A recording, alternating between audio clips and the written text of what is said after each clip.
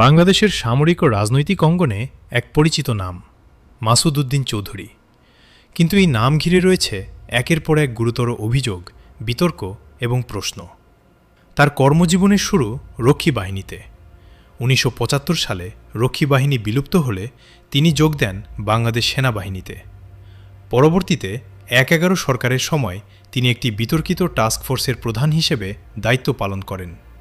সেই সময় তার বিরুদ্ধে অভিযোগ ওঠে যথাযথ আইনি প্রক্রিয়া অনুসরণ না করে অভিযান পরিচালনার। পরবর্তী সময়ে তিনি অস্ট্রেলিয়ায় বাংলাদেশের হাইকমিশনার হিসেবে দায়িত্ব পালন করেন। এ সময় অভিযোগ রয়েছে তৎকালীন ক্ষমতাসীন সরকারের প্রভাবে ৩ দফায় নিজের চাকরির মেয়াদ বাড়াতে সক্ষম হন। অবসরের পরও থেমে থাকেননি তিনি। ঢাকায় একাধিক ব্যবসা প্রতিষ্ঠান গড়ে তোলেন, যা নিয়ে নানা প্রশ্ন ওঠে জনমনে।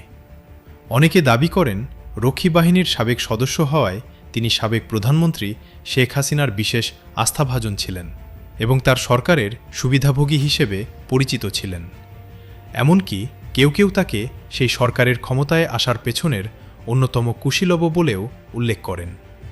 সবচেয়ে গুরুতর অভিযোগগুলোর একটি মালয়েশিয়ায় শ্রমিক পাঠানোর নামে একটি সিন্ডিকেট গড়ে তোলা।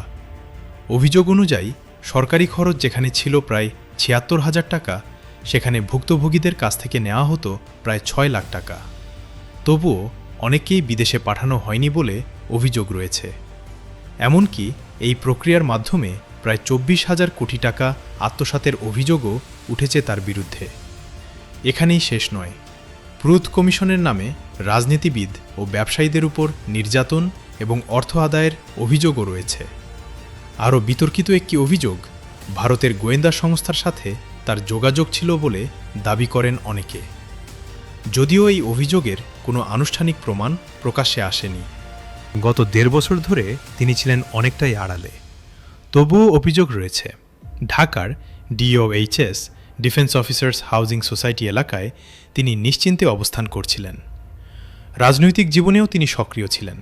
আওয়ামী লীগ এবং জাতীয় পার্টি ২ দল থেকেই সংসদ সদস্য হিসেবে দায়িত্ব পালন করেছেন।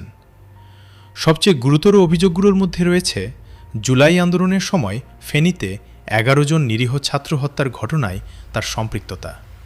যদিও এই অভিযোগ এখনও প্রমাণিত নয় এবং তদন্তের দাবি উঠেছে বিভিন্ন মহল থেকে। প্রশ্ন উঠছে, এত অভিযোগ থাকার পরও তিনি কিভাবে এতদিন ধরাছোঁয়ার বাইরে ছিলেন?